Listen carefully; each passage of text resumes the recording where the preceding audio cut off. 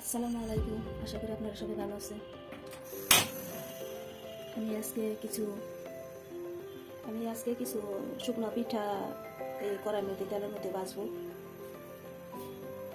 এখন আমি কড়াইতে সয়াবিন তেল ঢেলে দেবো।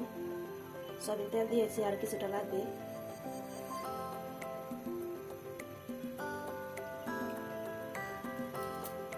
এই কড়াইতে সয়াবিন তেল ঢেলে দিলাম, তেলটা গরম হতে থাক।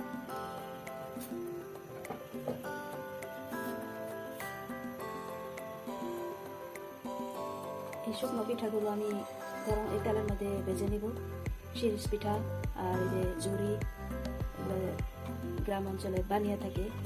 আমার দুই বোন, একজন গাজীপুর আর একজন ময়মনসিংহ, ওরা এই পিঠাগুলো বানায় আমাকে দেয়। সারা বছর বানিয়ে এরকম ওরা বানিয়ে রাখে আর আমাকে দেয়। আমি সারা বছর এরকম যখন মন চায় তখন বের করে তেলের মধ্যে ভেজে খাই। গ্রাম অঞ্চলে এই পিঠাগুলো কুরবানি ঈদ আর রোজার ঈদ আর বিয়া শাদী লাগলে এইসব পিঠাগুলো বানিয়ে থাকে। অনেক রকম পিঠা বানায়। আজকে এই পিঠাগুলো আমি ভেজে দেখাবো। আরও আছে অনেক রকমের পিঠা, এটা আরেকদিন ভেজে দেখাবো। আর এই শুকনো এই পিঠাগুলো সারা বছর থাকে, যখন মন চাইবে বের করে তেলের মধ্যে ভেজে খাওয়া যায়।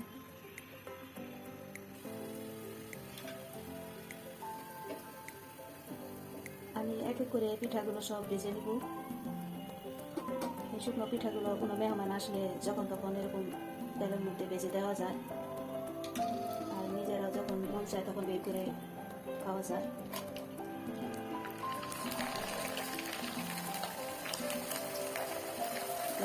গ্রামাঞ্চলে বিয়ে শাদী, কুরবানি ঈদ, রোজার ঈদ, ওরা এইসব উপলক্ষে বানায়, সারা বছর সংরক্ষণ করে রাখে।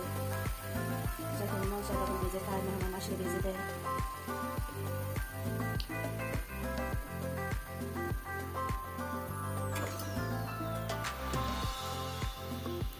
এই শুকনো পিঠাগুলো গ্রাম অঞ্চলে সবাই ঘরে ঘরে সবাই বানায়।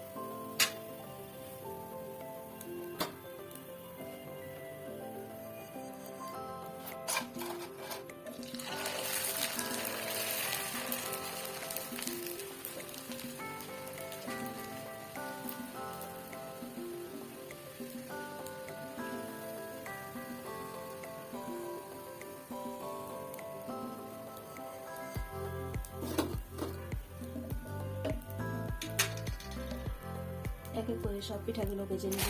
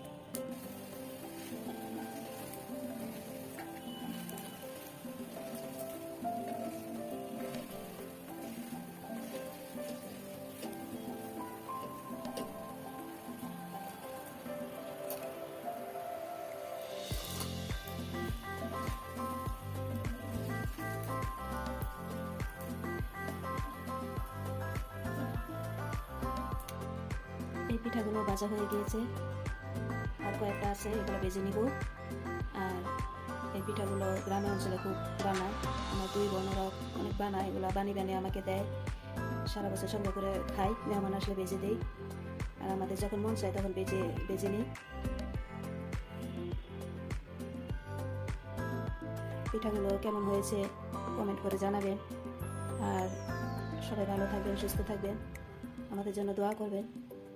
আসসালামু আলাইকুম।